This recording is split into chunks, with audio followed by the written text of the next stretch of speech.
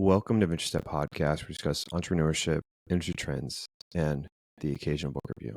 What if I told you that you could get access to cutting-edge AI models for a fraction of the cost?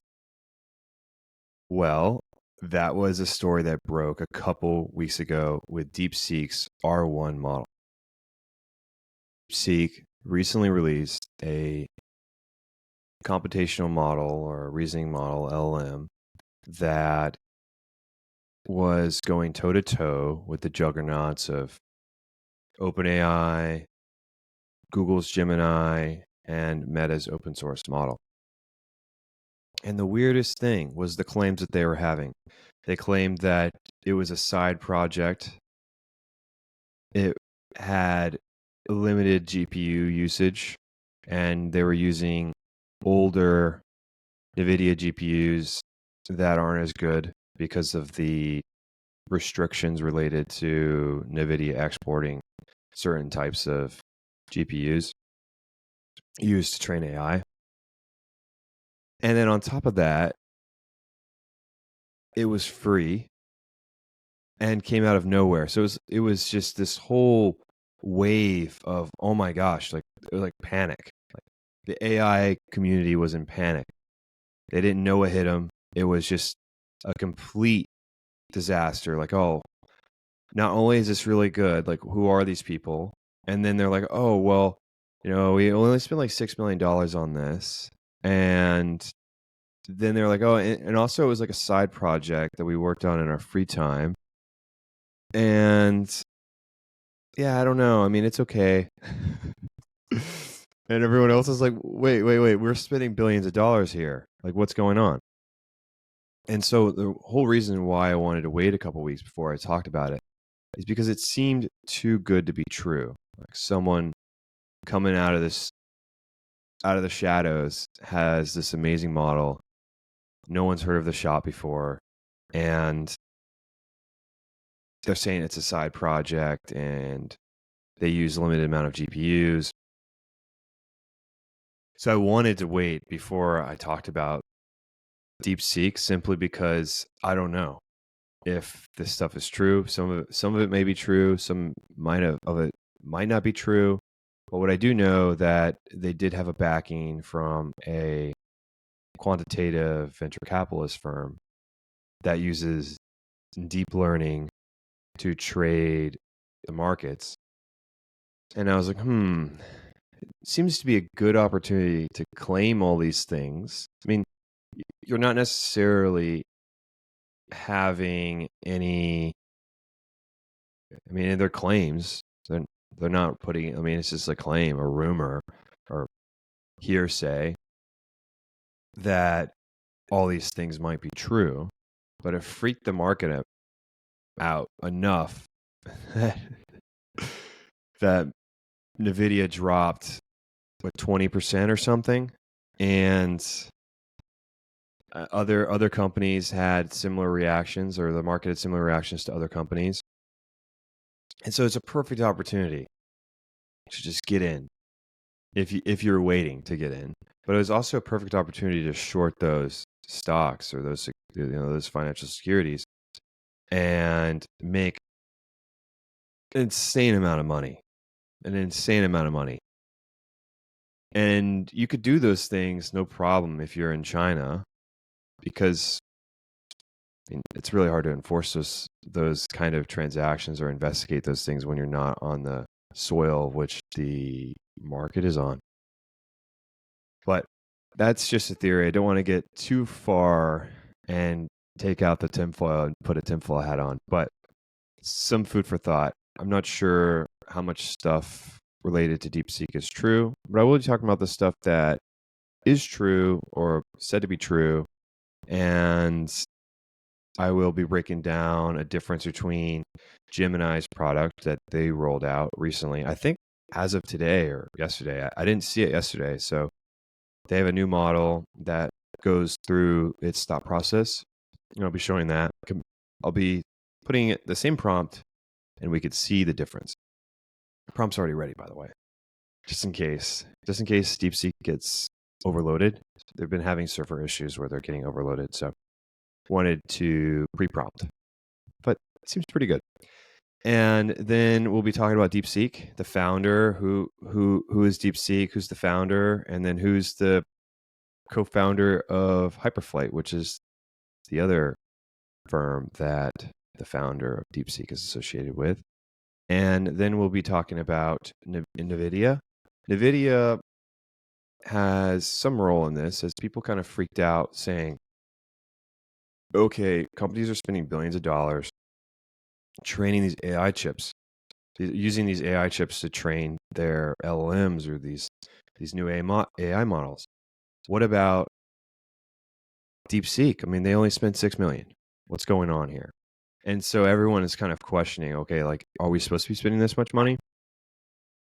And then we'll go further in the episode. I'll be discussing how there is speculation that they didn't use a couple GPUs, they used 50,000. So it's a bit different than a couple. So that costs billions of dollars. So a little different than what is being claimed, but hey, who knows?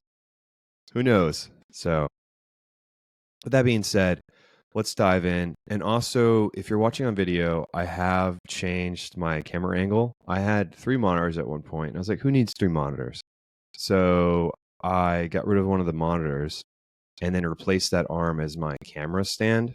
So the camera angle is not ridiculous. And if you haven't watched any of my videos, my camera was like on top of my monitor, but the way that it was angled, it was just maybe 75% forehead, and I hadn't gotten around changing it. But I've since changed my monitor. But since I've changed my monitor, I don't look at the screen. I don't have a screen anymore or anything. And it's not that I wasn't not looking at the screen. It wasn't that I wasn't looking at the camera. It was just occasionally I'd be able to glimpse over and be like, okay, where am I at in my outline? I have since now printed out my outline. So if I need to reference it and see what I want to talk about, or some jot points that I had and things that I highlighted, then I will. And if you see me looking down or looking to the side, I'm looking at my outline. So that being said, let's talk about DeepSeek's origins. So DeepSeek was created by, let me just make sure, Lang Wingfeng. And please let me know if I mispronounced that. But Lang created Highflyer, and it is said that Lang was someone who embraced AI and wants to create AGI. And the first step to that was using deep learning and machine learning applications within algorithmic trading. And they did that starting in 2016. And then recently, 2023 July, which is very recent, he founded DeepSeek. And DeepSeek has a pretty quick product to market from all the research that's required to make these models to getting a product to market. And I want to make sure that I emphasize the point of open source. Open source is the way to innovation. If you have an idea and you tell 10 different people about it, you write out your thesis, send it to them, ask for feedback, or they can make their own ideas with your idea. And that's the same thing. You're crowdsourcing innovation versus holding innovation within one entity. You're allowing innovation to spread between entities instead of a single entity. So your development is much faster than if you were holding everything closed source. And the claims about it's dangerous or these other nonsensical things that are brought up, they're not even related. So that being said, yes, DeepSeek was able to, from creation, July 2023 to like late January, early February of 2025, release this model with be a $6 million budget. I'm not sure that's true, but that's what they're saying. That wouldn't be possible without open source. So I want to make sure that's very clear in this episode. that these open source models are critical to the development of new innovation and new applications of AI. Okay, so within DeepSeek, they have a different approach to recruitment. And when he was asked about, okay, are you going to recruit from OpenAI or Google's deep research? His reply was, well, if I have short-term goals, that's what I'll do. And I'll get people that have the right experience right away. But I'm looking long-term. And in the long-term approach, basic skills, passion, readiness to learn, and general interest and attitude are more important than ready-made individuals. And he also emphasized creativity as a skill that he looks for. And he said those things will build the vision that I have. And having somebody ready-made isn't my concern. It's the people that have those skills. Those are the people I want. Let everyone else fight for the other individuals. And that might be good approach.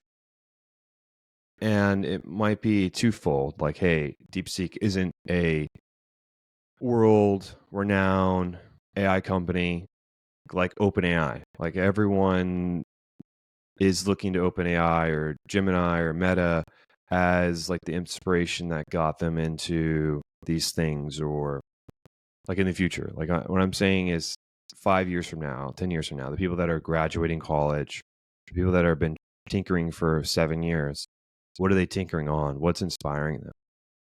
DeepSeek isn't in the picture for those folks.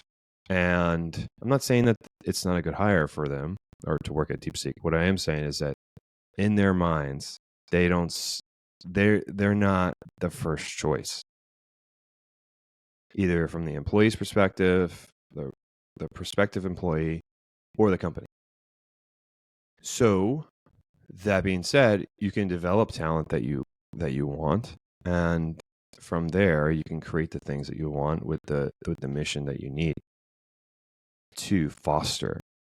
And it gives you a different opportunity, whereas if somebody's coming to you with all the skills made, they're not necessarily closed-minded, but they're not as open-minded as someone that is ready for the opportunity and just wants to make something that they're passionate about.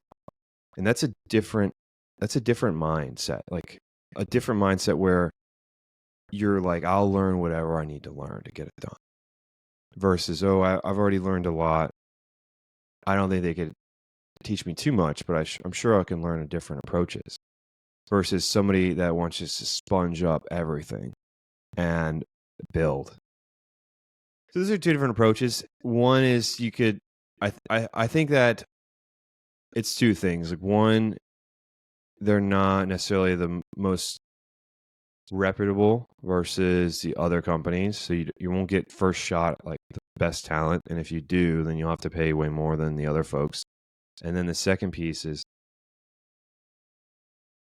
building long term. That's what he said. I mean, that's his vision. I mean, it's his company. So I think that those are interesting interesting because they're not necessarily looking for people that are computer science and AI. Like they're hiring from different disciplines and people that are interested in the piece about building something that they're passionate about, versus someone who has the ready-made skills, which I think is great. I mean, more opportunity for people to get involved and contribute and have ideas. The more diverse viewpoints, the more, I would say the more diverse your viewpoints, the more robust your ideas become. Okay. So computational resources and training time. So this is something that is pretty important. So since they had not the high tech best GPUs on the market that Meta or Google or OpenAI are using, they had to take a different approach, and they had to be very careful about their usage of parameters. They had to be careful about how things are being executed on the GPUs.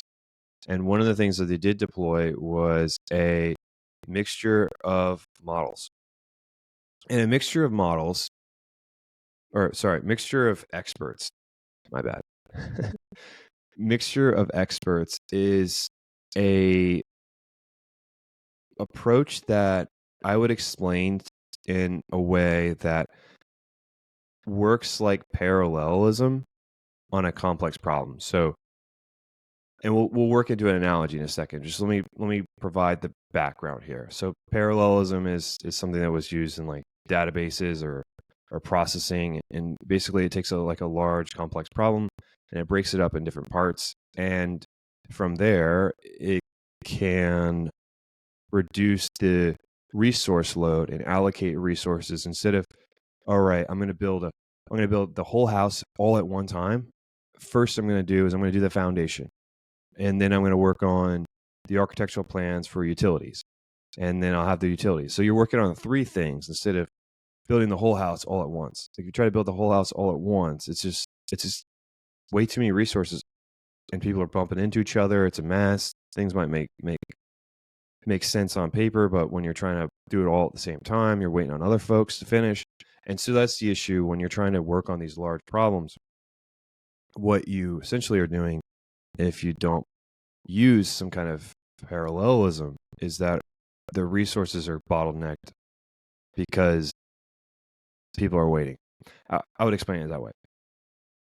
Same thing with this MOE approach, whereas instead of it being, all right, now we're all building the house all at one time, you've got one crew doing foundation stuff. You've got another crew doing the walls.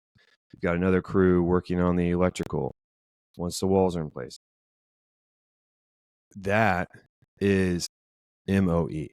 MOE is a mixture of experts, and so each expert works on their subject matter or whatever they're good at. You might have a PDF expert, and the PDF expert reads all PDFs. And then you might have, after you have PDFs, then you have maybe audio parser. So someone who's really good at listening to audio and then transferring that to a transcript. And then you might have a summarizer, the best summarizer ever. And that summarizer could take the PDF transcript, comes in, is processed by the PDF expert. Then after the PDF expert translates or parses the PDF, hold on, let me do it the other way. So let me do audio. Audio is then transcribed. The transcription is in a PDF. Then the PDF expert processes that PDF, and then it's pushed over to the summarizer. And the summarizer summarizes the transcript, and then from there, you have an output. Versus if you didn't have that applied, then you're running the whole model, which is billions of parameters all at once to get the same thing, versus this is running certain things at certain times versus running everything all at once. So that saves you resources. And that's what they applied. And they're saying that they did in the paper, they're saying that their architecture only activated 37 billion parameters out of 671 billion parameters for each token. And this reduces the computational resources required without sacrificing performance, which is good. And MOEs aren't a very unique application. I mean, they're applied in other machine learning projects, and there's reference of MOEs in Meta's paper and Gemini's paper. So it's not something that is like, oh, wow, like this is out of the ordinary. But the level of performance gain that they've got from MOEs is what is the wow factor. They had to do something else, which I'm not too familiar with, but they had to use a PTX programming for better computational execution of when the GPUs are activated. I'm not necessarily too versed in that, so I'm just pointing out that they also did something with the execution of how the GPUs are running. And once they are running, they did the MOEs to make sure that they're not running all the parameters all at once. And so it becomes a very efficient process. and they're able to train on less GPUs and make the GPUs more efficient. When Meta was training their models, like the 400 billion plus parameter model, it was taking them like 6 months to do a new training set. They trained R1. They're saying that it took them 2 months, right? So it says that they took them 200 or 2,788 million GPU hours, and their data set was 14.8 trillion tokens, which took them less than 2 months. And on their 5.6 million budget, I was saying 6 million, but close enough. I mean, 400 grand. All of that combined, it's a compelling story. But as far as the budget, I think the budget is inaccurate. I don't believe $6 million for that. Like, how are you getting that many GPUs? And so that there was a separate research firm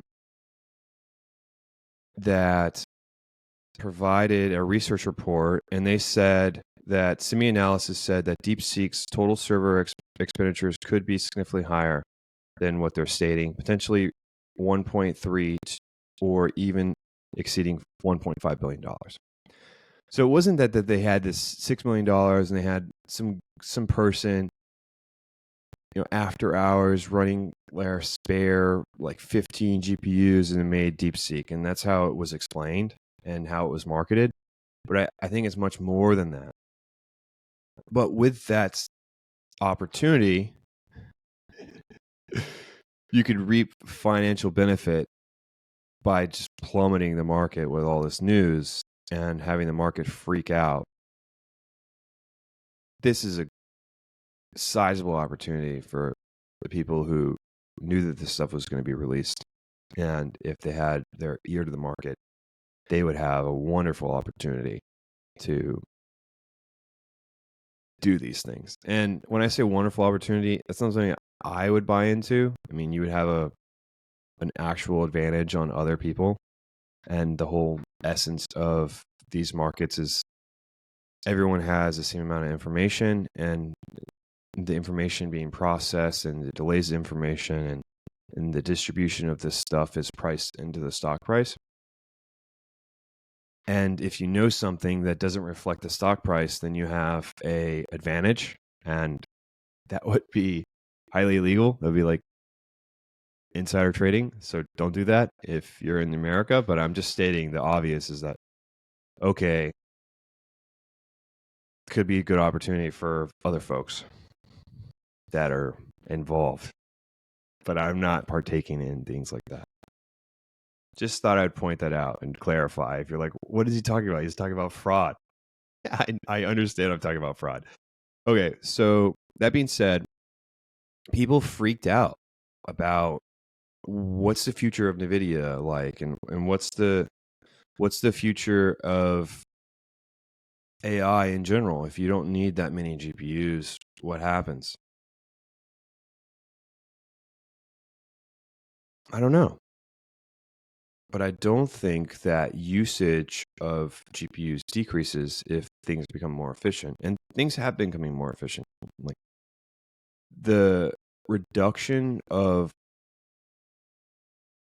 resources needed to train AI has 1,000x in like 10 years. And that kind of compression doesn't necessarily mean less demand. It just means that you could do more stuff with the resources you have, which thus increases utility of those resources, and then thus increases consumption, and increased consumption increases the usage and the demand for such items.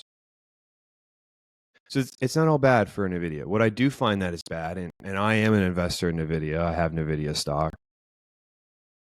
One thing that I do disagree with is NVIDIA is sold to the market as and this is not financial advice, by the way. Don't you dare think this is financial advice. NVIDIA is sold to the market as a shovel seller. Like, this is the gold rush. We're selling shovels. Buy some shovels. Get your gold. Yes and no, but I don't think that the level of expenditure that is required to train AI models is the same equivalent to a shovel. Like a shovel might be like back in the day when they're talking about this gold rush analogy. I don't know, a couple bucks. They're not spending like 20 grand or 50 grand, 80 grand on which would be a crazy amount of money back then. That would be like millions of dollars. They're not spending that kind of money on their shovel. That's what companies today are doing. So it's not the equivalent analogy because it's such a large expenditure for these companies that they need to figure something out because they see AI as a long-term value proposition, feature, or required or requirement to stay as a market leader in their space. There is no other option. It's either AI or die. And so these companies are spending billions of dollars on AI, as you all know. I mean, it's not like, oh my gosh, wow, thanks for telling me that, Dalton. Your insights are incredible. Well, thank you so much. I appreciate it. No, but so they're spending a crazy amount of money, billions of dollars each quarter, whatever. But that's so much money. You got to bring something like that in house. This isn't some offshore lightweight thing where we're hiring a couple extra employees to do some processing or a call center, whatever. It's not. Billions of dollars is a quarter. Like if you're spending like 8 billion a year on something, then you gotta bring that in house. So that's what companies are doing. So Google has their own AI chip that they've had for a while, and it's utilized by Claude. Claude AI uses NVIDIA in some areas, but their main provider is Claude. And the reason was Google invested in Claude, and Claude gets the TPUs for, I don't think it's free, but maybe reduced rate, and or maybe some of them are offered. But yes, Claude is mainly using the TPUs by Google. And for Google to manufacture or make these TPUs, what I was able to find from an AI research article from the New York Times, which I'll link in my show notes, is that they were saying that for one chip, NVIDIA was requiring 15 grand. And for Google, it was costing them $3,000 to $2,500, or $3,000 to $2,500. So not necessarily a 10%, but 20%, 20%, at 20% of the cost, you could make a chip of your own. So you're saving 80%. If I went to my manager and I was like, hold on, I've got an idea here.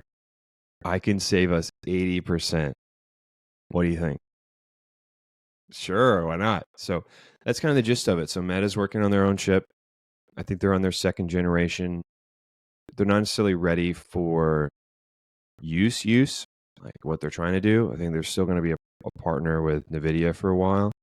And they are NVIDIA's largest customer at the moment, as of recently. The next thing, well, maybe they're not the largest customer anymore after the purchase, Elon Musk's purchase for XAI.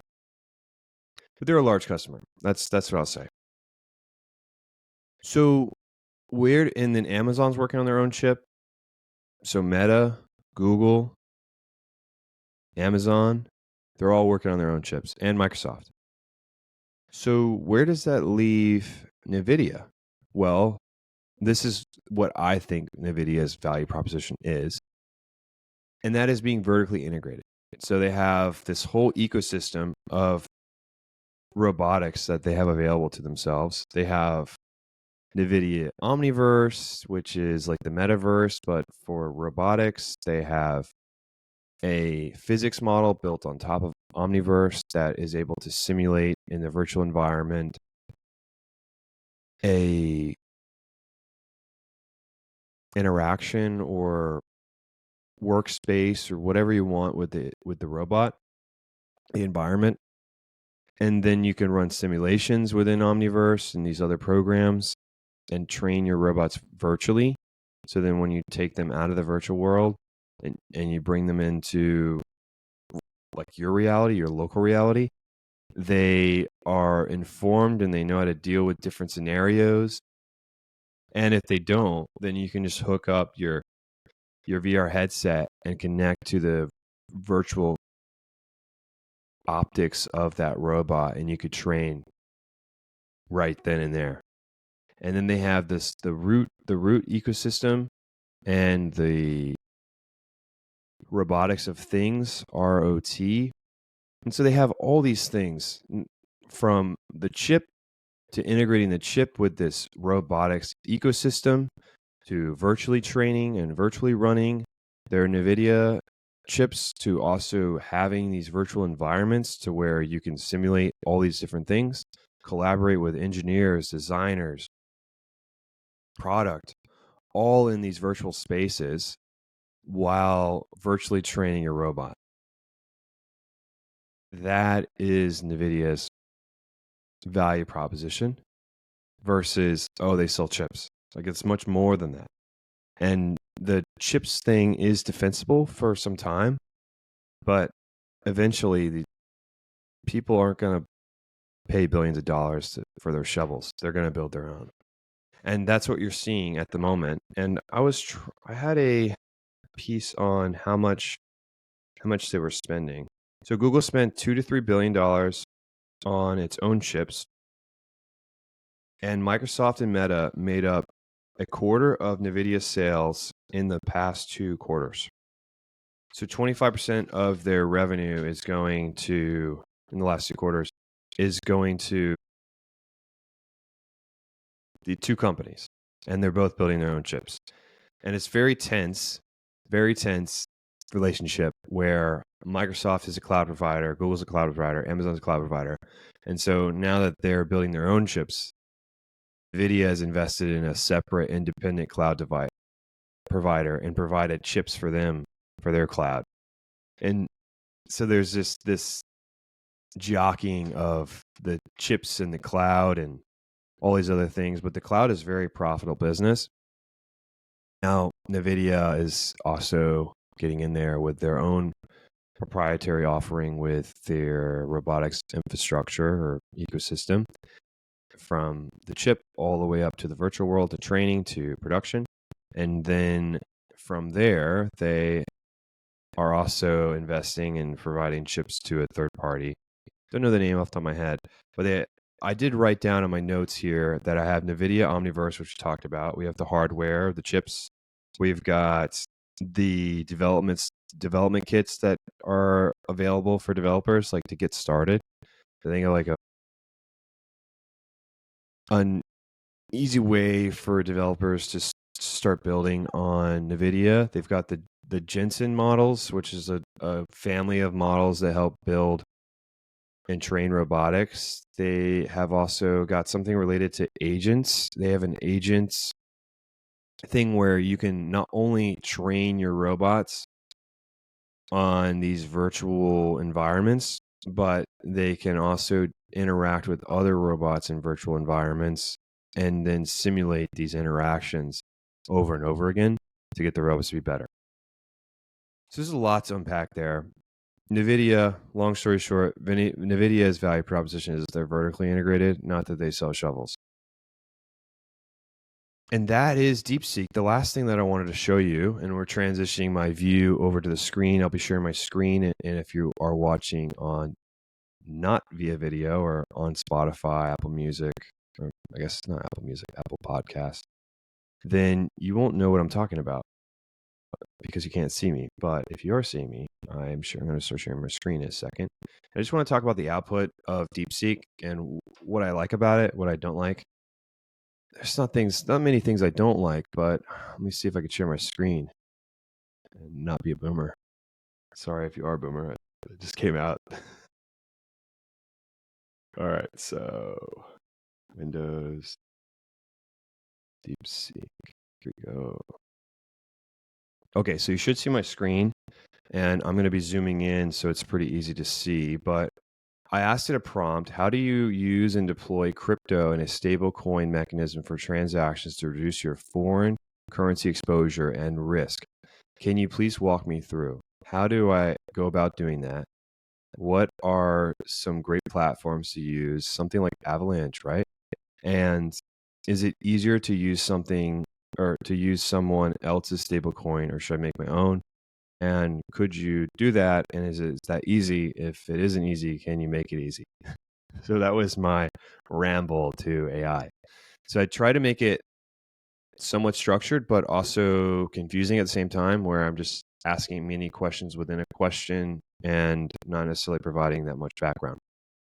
So with DeepSeek's process, it goes a little bit over like how it's going to think about the problem. So it just has a small snippet, a couple sentences, and then it maps out the problem. And it looks like it uses Markdown as its preferred output, which I think is very nice. Like the output of DeepSeek, I think, is one of the better outputs between all these models. The UI, I would still give to Claude's, simply because Claude's UI is like, sublime. But the output of DeepSeek is very good. So it breaks out these thought processes and the steps of which it's explaining, and the answer with lines and with a header. So it has the thought process and what it's trying to do, a line that goes across the whole screen, separate it like a border. And then it has a header. And from there, it starts breaking down, like understanding the problem of foreign exchange exposure. And then it goes through that. And then it chooses different blockchain platforms and breaks that down. And so it has a very nice UI. I really do like, sorry, I said UI.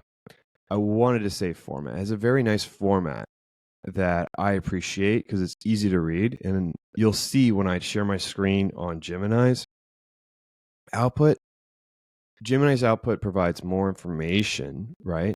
But the UI, I keep saying UI for some reason. I guess it's on the UI, so it's making me think UI. The output is not as clean and feels cluttered when you compare it to DeepSeek's. Okay, so that was the output. Let's go over to Gemini. Let me zoom in. Let's see how that looks. So I asked the same exact prompt. With Gemini's output, you have to collapse or expand. So when you have an output, you have to click expand text or it'll collapse it. So it shows us thinking. It does a really good breakdown of the thinking, but I don't necessarily know if the thinking is it really thinking, or is it just prompt engineering? Like, you think about it. If you're thinking about a problem, if I gave you a question or something to solve and you map out your thought process and then confirm it to yourself and then solve the problem, is that thinking about the problem, or is that better prompt engineering if you're an AI? So I think that this thinking feature now evolves into prompt engineering. So if you write something to AI, it will break down and try to understand what you're saying, and then it will go solve it. And it will explain like why it got to where it is. But it also writes its own little prompt. So in this scenario, it breaks down the user's question, the goals, the mechanism, the how-to, stablecoin options, the difficulty, and then it identifies the underlying need, explains it to themselves, or I don't know. Structure the answer, how we want to structure the answer, breaks down all the things that it needs to answer, the platforms, like the recommended one that I had. And then it talks about existing versus your own stable coins. And then it goes through everything like step by step. I mean, the actual thought process from Gemini is very detailed. Might be more information than what people want, but I appreciate it. the output on itself before it even starts solving the problem is like a page and a half, 2 pages. And then it gets to the problem. And the only thing I have an issue with is with the problem is that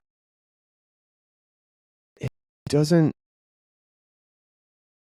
feel as clean as DeepSeek's. That's the issue. Like if I look at DeepSeek's, like we scroll back over to DeepSeek's and I zoom out a little bit and you just see at a high level, it looks very nice.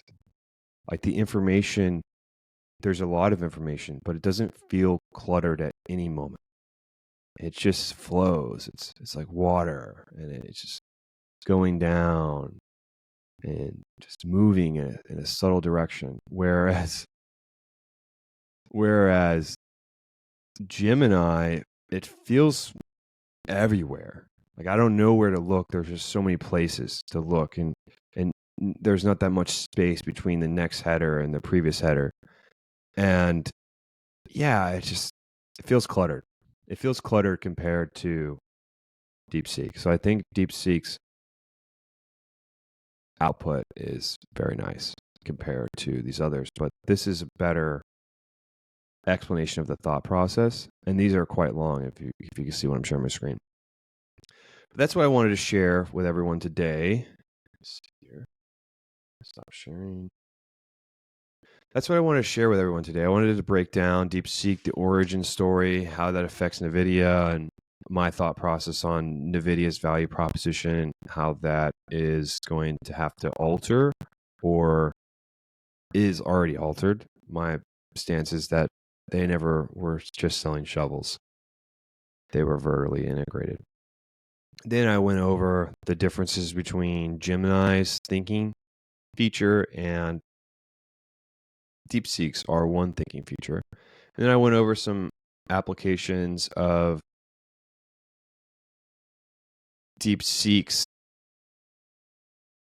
innovation and how they went about the problem and how they were running their model more efficient than other models have ever ran before, using the same things that other companies have, but DeepSeek just seems to do it a little better. But that was it. That was the episode. I hope that you really appreciate it. And if not, let me know. And let me know what you think about this new camera angle. I'm getting used to it. It's not the most ideal thing, but I'm getting there. I did have a podcast scheduled with a AI wildfire company. Just fell through. We had a scheduled podcast recording Friday last week, and unfortunately we're having audio issues, so we had to reschedule. Would love to get her on the show. She's an amazing, talented person, and I know that you'll find that episode exceptional. And I have prepared so much information for that episode, so I'm excited to speak with her as well. So I want to have those kinds of people on the show consistently. But that being said, we'll keep posting episodes every week and keep working on ourselves and building up one step at a time. Once again, wherever you are in this world, good morning, good afternoon, good evening. I hope you have a great day. Thank you for tuning in, and I hope you tune in next week. Goodbye.